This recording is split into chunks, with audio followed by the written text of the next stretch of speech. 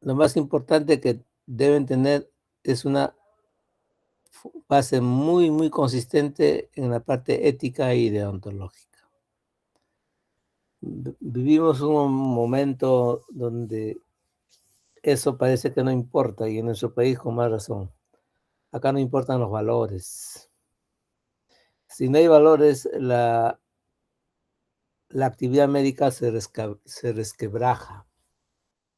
Por lo tanto, ustedes están llamados a defender y hacer que, que el acto médico se realice con completa y muy sustentada ética, respeto con el paciente. Bien, todo ser humano, toda institución, toda nación tiene una filosofía de vida. El hemisferio norte, su filosofía de vida es el culto al trabajo. En nuestro país parece que tenemos el culto de Pepe el Vivo. Queremos sacar la vuelta a todo. Y eso no nos conduce más que al subdesarrollo del que no podemos salir desde hace más de 200 años que tenemos como república, entre comillas. Digo república entre comillas, porque para ser república, cualquier institución, cualquier nación, para ser república debe cumplir con la primera norma. ¿Cuál es? Que todos deben ser iguales ante la ley. Si no ocurre eso, simplemente estamos en un proyecto de república. Bien, y asimismo, todo ser humano debe de desenvolverse dentro de un marco filosófico. Y en medicina lo primero es no hacer daño. El principio de benevolencia, lo primero que uno busca como médico es no hacer daño y eso implica tener un alto sentido ético y un amplio conocimiento o base científica. La medicina es un arte, es una ciencia aplicada que se aplica con arte. Y en cirugía plástica también es vital e importante eso, más aún cuando el límite es muy tenue entre lo que debe ser y lo que no debe ser. En cirugía plástica también vemos solucionar los problemas de la forma más simple a la forma más compleja, con la finalidad de que se deje la menor secuela posible. Siempre teniendo en cuenta que la belleza se halla en la cosa más simple de la naturaleza. Y un punto importante que siempre debemos tener en cuenta es que no somos los únicos seres en este mundo y debemos procurar mantener en todo momento un equilibrio, bien, con todos los demás seres, la naturaleza y el medio ambiente. Bien, ya en nuestro tema de tumores vamos a encontrar tumores benignos y tumores malignos. Es muy importante recordar la semiología para poder diferenciar hasta cierto punto un tumor benigno de un tumor maligno. Y quiero insistir también en que el diagnóstico desde si un tumor es benigno o es maligno, sí o sí es histopatológico. Eso implica que el diagnóstico tiene que hacerlo un anatomopatólogo previo estudio de la biopsia o de la pieza quirúrgica. ¿Entendido? Entonces nadie puede decir con conocimiento de causa que puede diagnosticar tumores sin un estudio histopatológico. Bien, felizmente la mayoría de los tumores que encontramos son benignos. Y dentro de esos tumores cutáneos benignos, en cuanto a la parte de los tumores epidérmicos, el más frecuente de todos es la verruga seborreica. En la verruga seborreica, como ustedes notarán, se encuentran lesiones que se caracterizan por verrucosidades y queratosis. Y ustedes notan acá múltiples formaciones de diferentes formas, diferentes colores, y no tienen un origen específico. Bien, estas excrescencias pueden tener tamaños variables y pueden tener también colores diferentes, como podemos ver acá.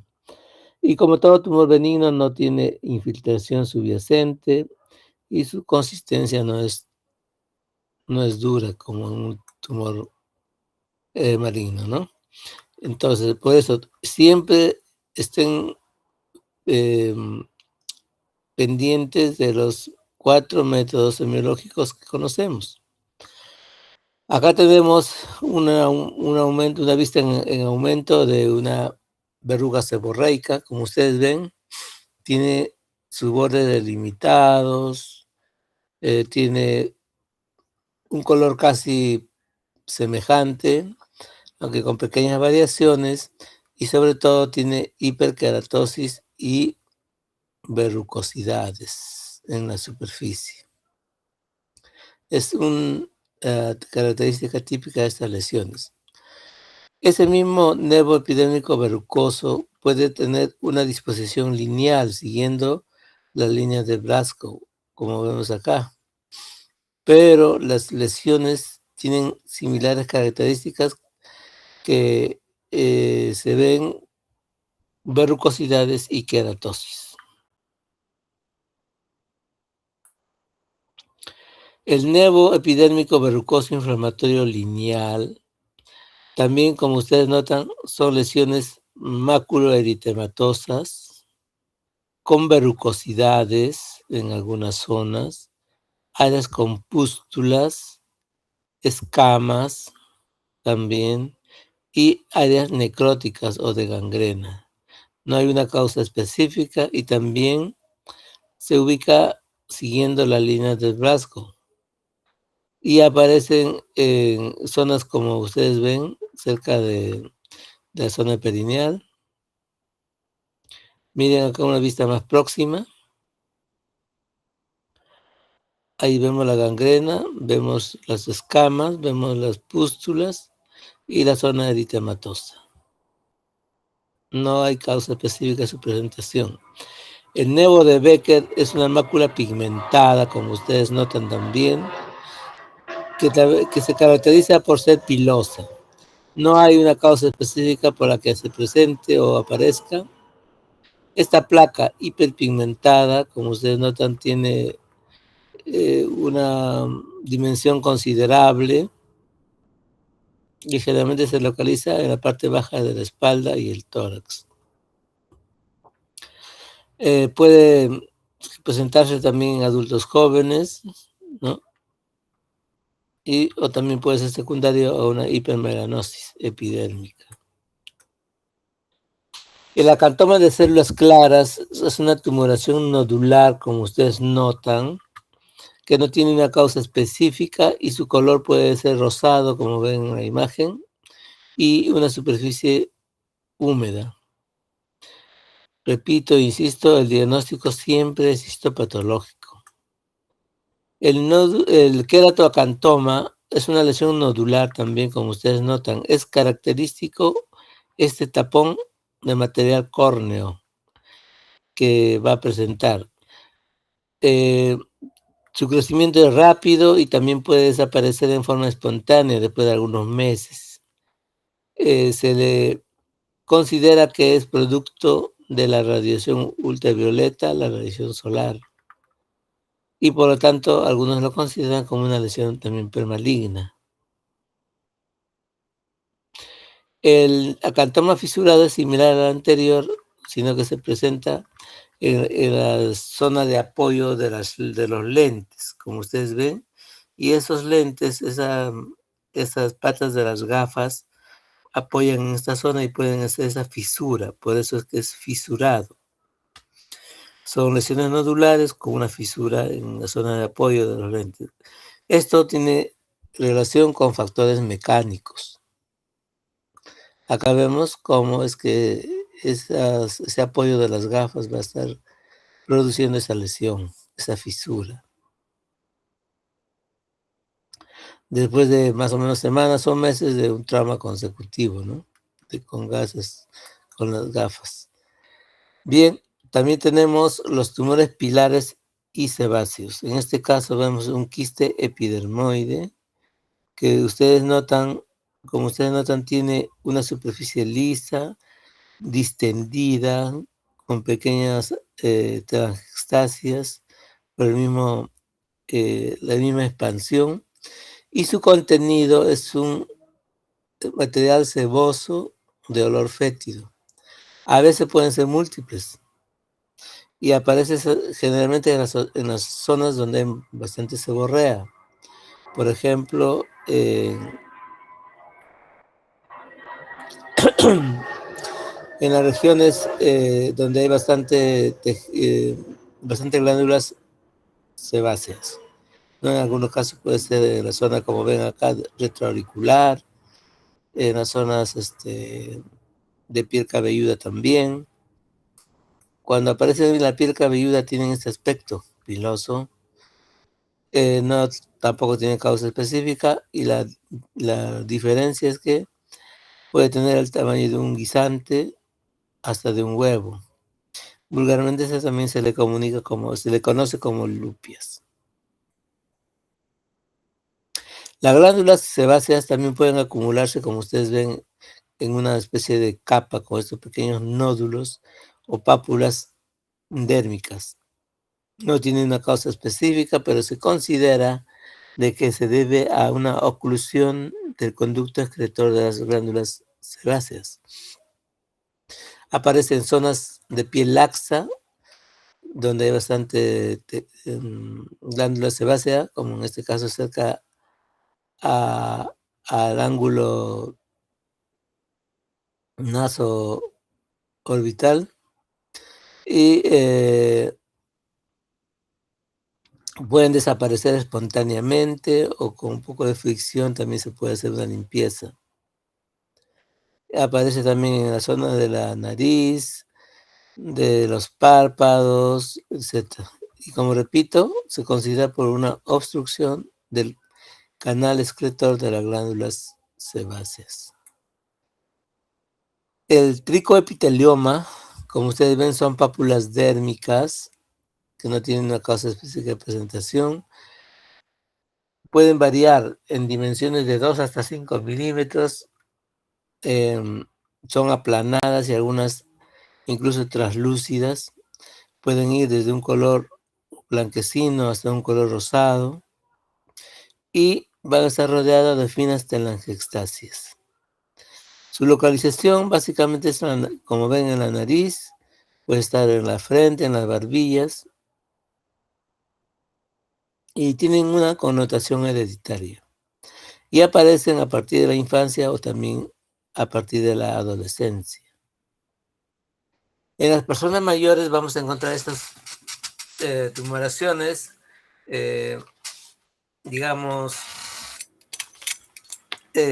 papulares, de un color medio blanquecino.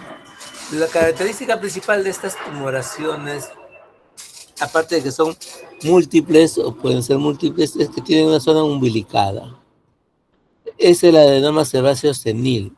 Como ustedes ven, adenoma se refiere a tumores glandulares, sebáceos por su contenido y senil porque aparecen en personas mayores.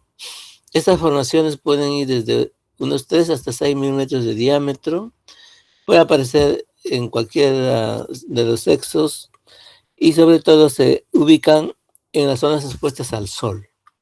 Por eso se le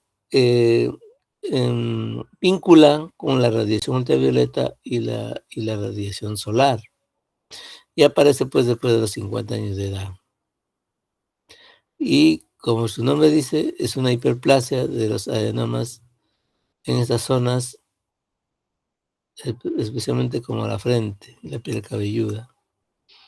Una vista más próxima, miren estas depresiones, parecen umbilicadas. son múltiples. El nevo sebáceo de Jadassohn, como ustedes ven, es una lesión también papulonodular, que al inicio puede tener este aspecto medio naranja, pero con el tiempo se tornan más oscuros hasta llegar a ser pardos. Son congénitos, aparecen en la infancia, y como ustedes ven es una placa alopécica, o sea, no tiene cabellos. Y puede crecer y transformarse en un carcinoma vasocelular. Por eso se recomienda su retiro pronto. Las glándulas sebáceas producen tumoraciones. Igualmente las glándulas sudoríparas pueden presentar este tipo de tumoraciones que se llaman siringomas. También son pápulas dérmicas que no tienen una causa específica de presentación o motivo de presentación. Pueden variar en sus dimensiones desde 1 a 3 milímetros. Y como ustedes ven, son pápulas de superficie media lisa, del mismo color de la piel del paciente, y aparecen generalmente en las zonas donde hay más glándulas apócrinas, como las axilas, el tórax, el cuello y también en esa zona palpebral. El poroma ecrino, como ustedes notan, son lesiones nodulares que aparecen en las plantas o específicamente en los talones de los pies.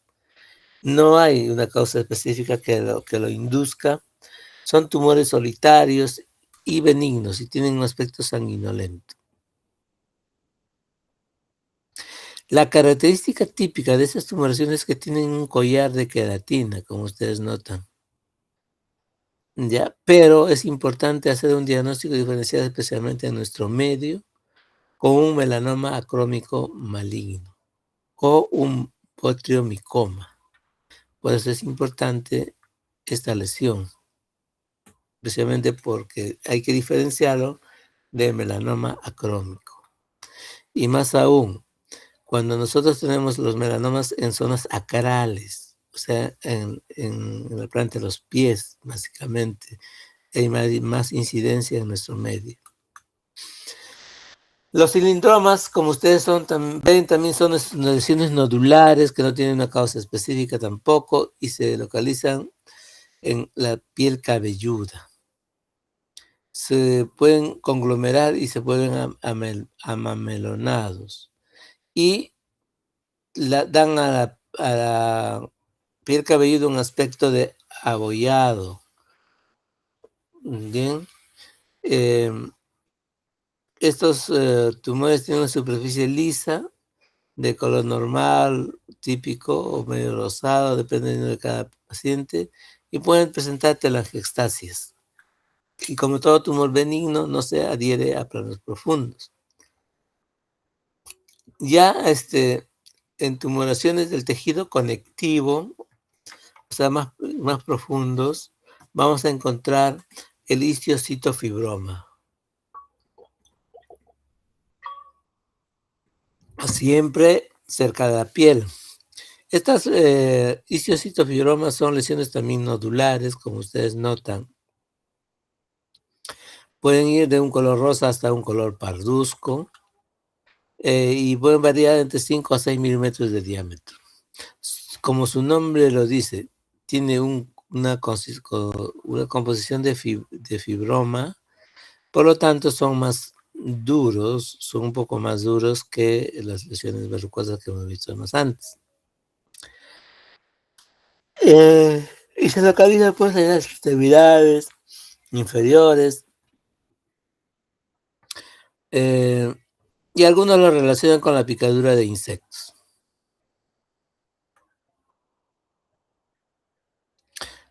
Otro histiocytofibroma, en este caso la cubierta es más delgada, por eso se ve de ese color más rojizo. Como también les había dicho, tiene relación con factores mecánicos.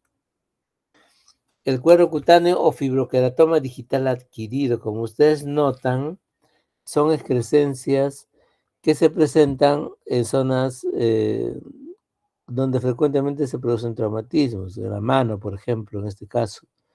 por factores mecánicos, traumáticos. Son, como ustedes ven, eh, lesiones que en su extremo distal presentan áreas de verrucosidades.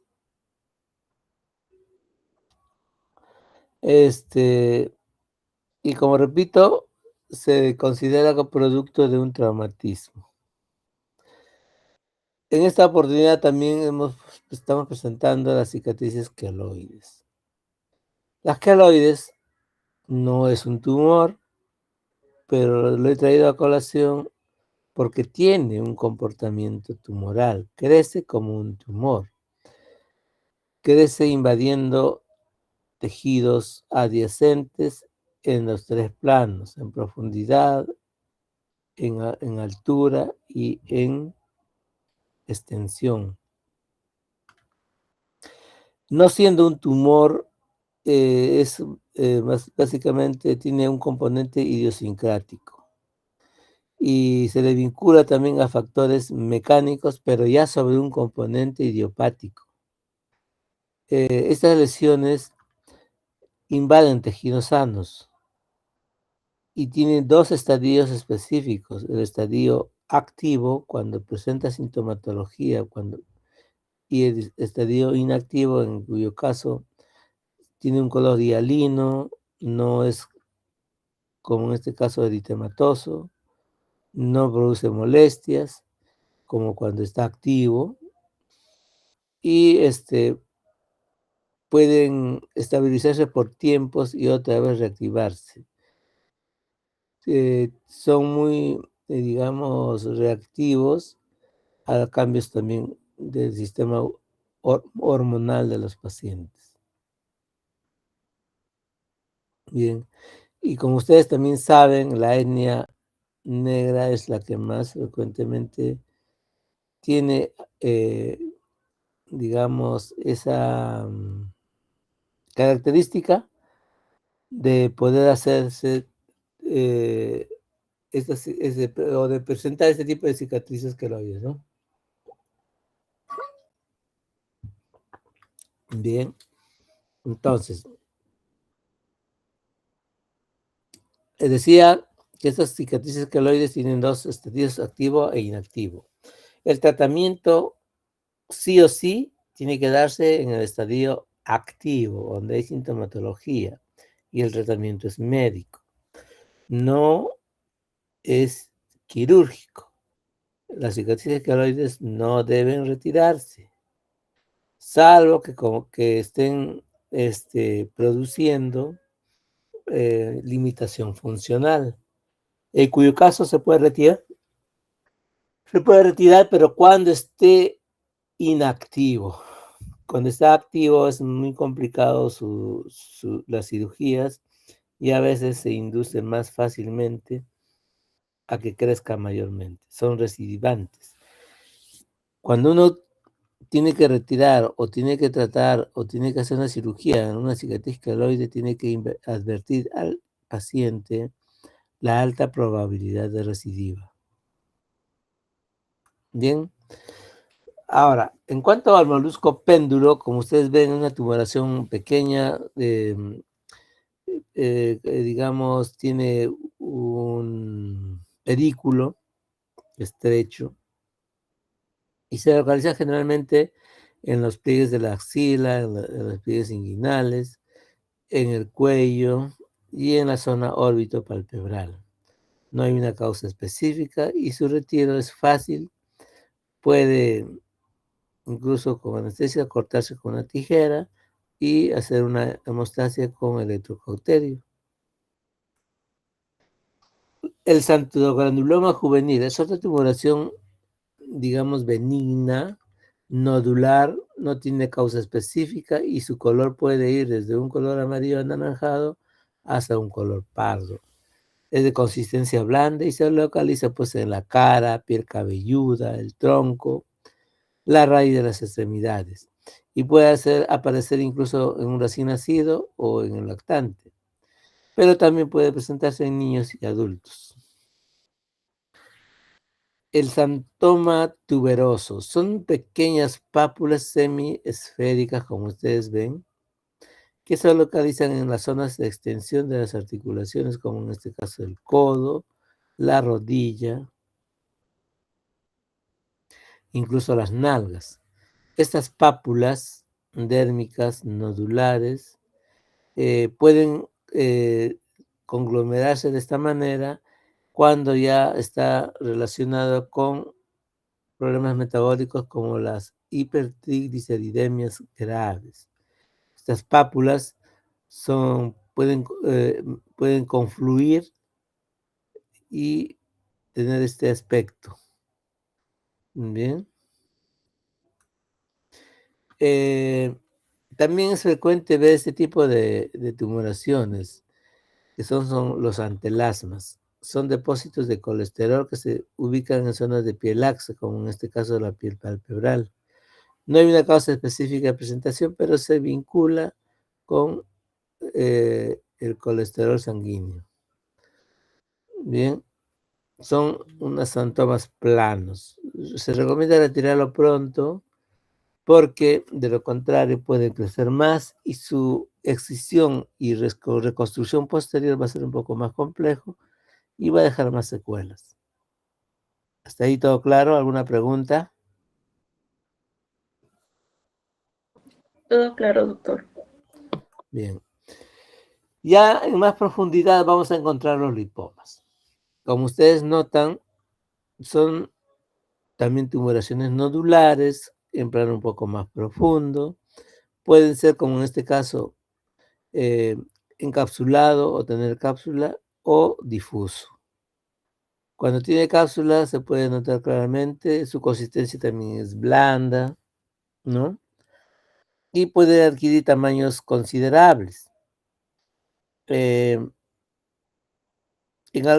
su tratamiento es quirúrgico con una excisión, pero en algunos casos, cuando el paciente no desea quedar con una cicatriz, puede optarse por una lipoaspiración, en cuyo caso se va a perder la oportunidad de hacer una biopsia. Por lo menos no completamente ni muy específico. ¿Por qué? Porque cuando uno va a tomar o cuando va a hacer una biopsia, uno tiene que marcar los bordes. Y en este caso, si se hace una liposucción, ya esos bordes no van a tener, no se van a presentar. Lo único que vamos a tener son las células que pueden estar también ya alteradas. Por lo tanto, es mejor una excisión quirúrgica y un estudio anatomopatológico de la muestra, de la pieza quirúrgica. El tejido o músculo liso también puede producir tumoraciones. En este caso estamos hablando de los leiomiomas. Son tumores benignos que se pueden ubicar eh, cerca de los folículos pilosos, en los órganos genitales, en los pezones y cerca de los vasos sanguíneos. Estos leiomiomas, como ustedes ven, son formaciones únicas o múltiples, de coloración roja, rosada o parduzca, dependiendo de la piel del paciente. Como ustedes notan, tienen a veces ese aspecto de que se juntan, ¿no? La mastocitosis cutánea, como ustedes notan, son máculas eritematosas múltiples con pápulas dérmicas. No hay una causa específica, aunque algunos lo asocian a picadura de insectos y también a la proliferación de mastocitos en la piel. Puede presentarse en cualquier edad. La mastocitosis cutánea, como ustedes ven acá, pueden ser también únicas las lesiones. Y su consistencia es algo dura y tiene un color anaranjado. Estas lesiones se presentan solamente en los niños. No hay una causa específica por la que se presenten.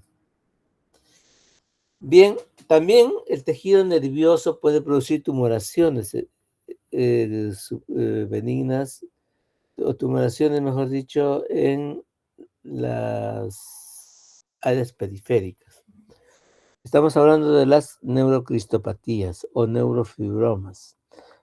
Como ustedes ven, son lesiones nodulares, pueden ser únicas o pueden ser múltiples, que en su contenido tiene una sustancia media gelatinosa, pero un poquito más consistente que la gelatina.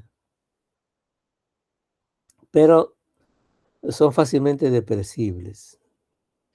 Bien, cuando se presenta de esta forma, con las manchas color café con leche, se denominan específicamente la enfermedad o neurofibromatosis de von Recklinghausen.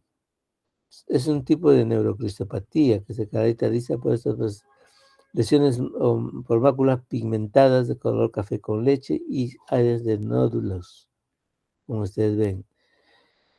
Si bien no existe una causa específica, pero sí se ha encontrado bastante vinculación a la parte hereditaria. Estas tumoraciones pueden tener diferentes dimensiones. Nosotros alguna vez hemos retirado incluso del tamaño de una pelota de básquet. El problema es cómo cubrir esa área después. Otro neurofibroma de von Recklinghausen, como ustedes ven, se está ubicado cerca de la hendidura palpebral y como dicen acá, bien claro, es una afección hereditaria de transmisión autosómica dominante, con una intensa penetrancia y peculiaridad variable. Máculas pigmentadas nodulares. También podemos ver este tipo de neurocristopatías que se denominan la esclerosis tuberosa de Bonneville, ¿no? Como ustedes ven, son múltiples lesiones nodulares, no tienen una causa específica y pueden ser únicas, asociadas y también tienen una característica autosómica dominante y pueden ir acompañados de angiofibromas, que son pequeñas, como ustedes notan acá, pequeñas lesiones o nodulares salientes de color roja a rosado. Y como también ven, se distribuye en toda la zona perinasal, en los surcos nasogenianos, en las mejillas y puede incluso también presentarse en las zonas cerca de la vía oral y perioral. Tumor de Cohen es una neurocristopatía también caracterizada por lesiones verrucosas, específicamente en los lechos ungueales. Estos angiofibromas córneos se presentan, como ustedes notan, en los dedos de los pies, específicamente en la zona de implantación de las uñas. La piel de zapa o placa en piel de zapa también es otro tipo de neurocristopatía. Bien, como ustedes ven, tiene un aspecto de una placa, no tiene una causa específica y el color varía un poco con una cierta refringencia en su superficie. Generalmente se ubica en la región lumbosacra. Pueden llegar hasta tener 10 centímetros de diámetro, pueden ser redondeadas, ovaladas, o tener la forma de una hoja, como en este caso. No tienen un halo hiperémico ni pigmentado. El tejido vascular también puede producir tumoraciones, como en este caso se ve un angioma estrellado, parece una estrella. Otros le llaman también arañas vasculares. eh, tienen una zona central bien roja y pulsátil. Entonces uno presiona y se palidece. Deja de presionar y vuelve a aparecer, ¿no? Estos angiomas a veces pueden aparecer desde recién nacidos y generalmente se espera que involucione hasta 9, 10 años, en cuyo caso, si no ocurre eso, ya tendría que someterse a un tratamiento quirúrgico. Otro tipo de angioma es la enfermedad de Rendu-Osler, ¿no? Como ustedes ven, son máculas vasculares que no tienen una causa específica y se encuentran cerca de la boca, en la mano, en la cara, incluso en la mucosa de la boca y en los labios y la lengua. Estas se caracterizan por presentar telangiectasias mucocutáneas y generalmente aparecen pues antes de la pubertad. Otro tipo de angioma es el angioma plano, como ustedes ven, tiene una dimensión respetable, casi tiene un tercio de la superficie de la cara del niño en este caso. Es una mácula vascular de color rojizo que con el pasar del tiempo, mientras va creciendo, se van a tornar más violáceos y también adquirir mayor grosor.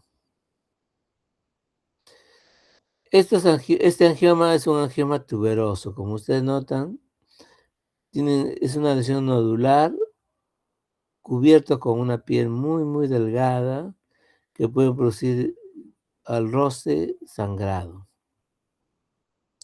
y ulcerarse con facilidad.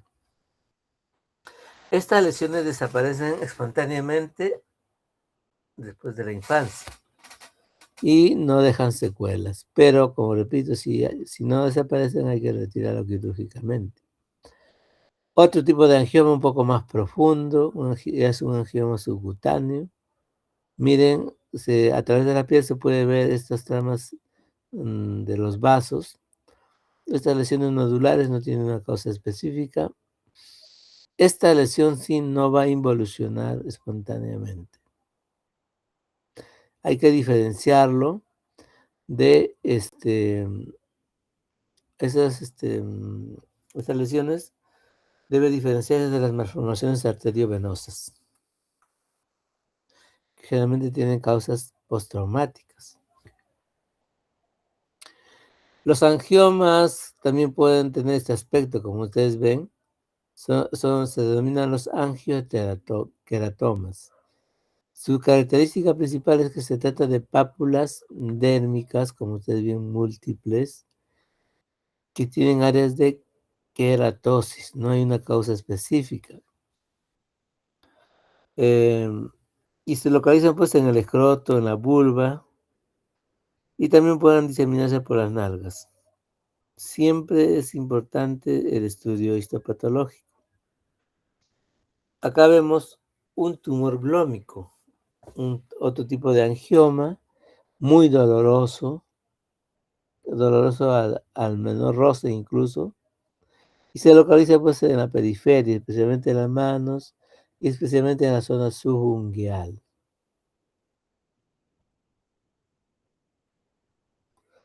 Eh, y también algunos lo vinculan con factores traumáticos incluso. El mismo tumor blómico. En la imagen vemos un angioma o botriomicoma o vulgarmente denominado granuloma piógeno. Como ustedes ven, son nódulos constituidos básicamente por proliferación de los vasos sanguíneos. Esto se da cuando la revitalización o el cierre de la herida demora mucho y el tejido de granulación lo vence y sobresale, y ya es un factor mecánico también para que no continúe la revitalización o la cicatrización. Su tratamiento simplemente es una excisión y hemostasia, con electrocauterio podría ser, o quirúrgicamente.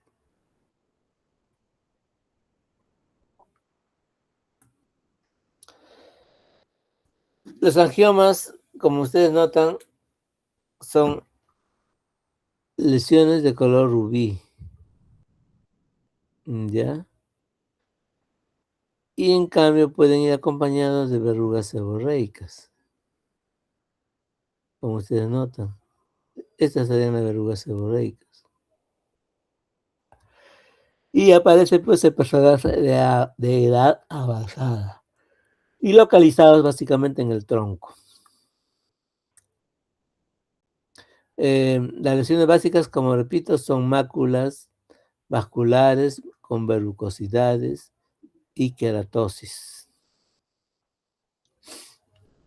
El tejido linfático también puede producir tumoraciones, en este caso estamos hablando de un linfangioma. Son lesiones vesiculares refringentes de contenido translúcido.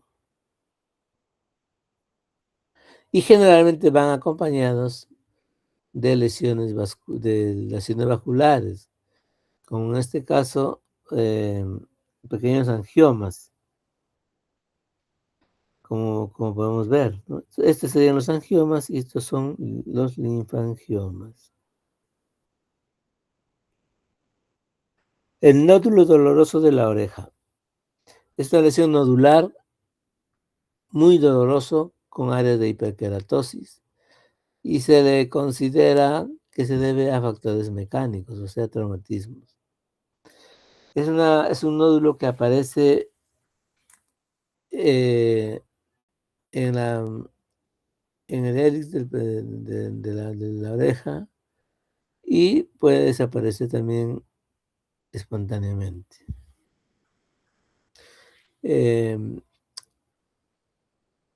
Dado el dolor intenso que presenta, se le asocia o se le considera una condrodermatitis, pero todavía no se tiene información fidedigna sobre su etiopatogenia.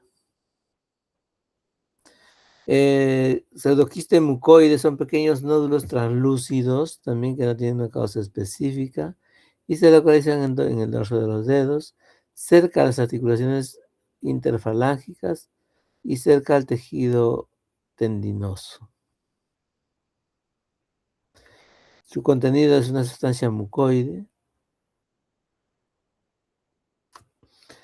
Bien, ya entrando en los tumores pigmentados o melanocíticos, vamos a encontrar el más frecuente son los léntigos simples, ¿no? Son máculas pigmentadas que no tienen una causa específica de presentación. Estas lesiones pueden tener un diámetro de 1 a 3 milímetros y tienen, como ven, esa coloración parda negruzca y se distribuyen en toda la superficie de la piel y o las mucosas. Pueden presentarse aislados y en ocasiones pueden estar conglomerados, en cuyo caso hablaríamos de una lenteginosis. Es una hipermelanosis epidérmica, propiamente dicha. Las manchas mongólicas o máculas pigmentadas también, típicas de nuestro medio, que se ubica en la zona lumbar baja, lumbosacra. Esto se trata de una hipermelanosis dérmica.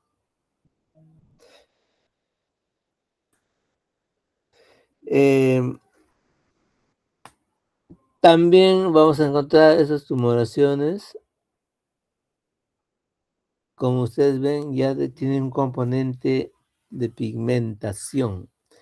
Son los nevos melanocíticos o nevos celulares. Como ustedes ven en la lesión, estas lesiones son pigmentadas, o sea, máculas y pápulas pigmentadas. Ya no hay una causa específica, tiene cierto componente genético. Y Estos nevos melanocíticos pueden ser únicas o múltiples y su color y forma varían también, igual que la consistencia. Pueden estar desde milímetros hasta centímetros de diámetro, pueden ser planos, pueden tener relieve y su color puede ir entre un amarillo y un pardo negruzco.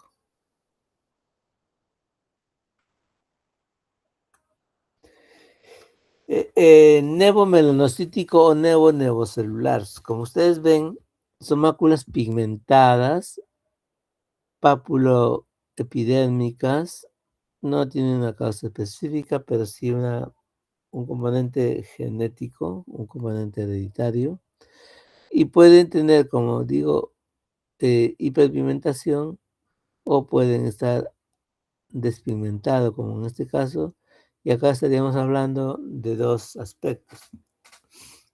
Un, em, un nevo melanocítico y un nevo amelanocítico, o sea, no tiene pigmento. El nevo melanocítico piloso, como su nombre lo indica, es el mismo que hemos visto anteriormente, pero con la diferencia que tiene vellosidades. Son máculas pigmentadas y pápulas dermoepidérmicas nodulares. No tiene una causa específica, pero sí es típico la presencia de los pelos. El nevo pigmentario congénito es una tumoración o una lesión grande, una mácula pigmentada. Tiene, como ustedes notan, a veces la superficie es el borde medio irregular, la superficie igual, áreas más oscuras.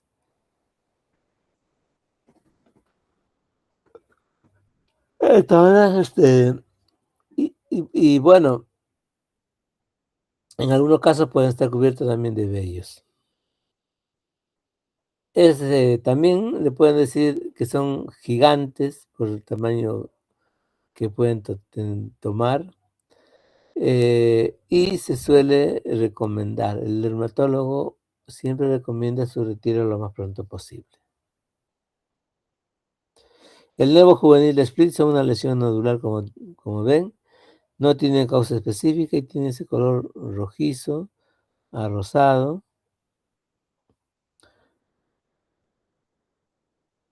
Y se localiza pues frecuentemente en la cara y en las extremidades. El nevo azul son máculas pigmentadas nodulares, no tiene causa específica, pero sí componente hereditario. Y pueden variar en su dimensión alrededor de 1 centímetro y desde color gris azul a azul negro. Y puede localizarse en la cara, en las manos, en los pies. Y su color pues se debe a la conglomeración de melanocitos, ¿no?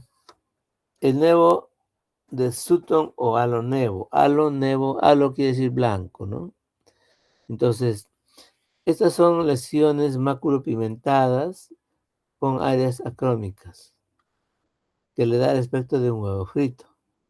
No tienen causa específica para presentarse, pero pueden desaparecer progresivamente y la zona blanquecina puede pigmentarse nuevamente. Algunos lo consideran que es debido a asuntos de autoinmunidad. Otra vista más próxima.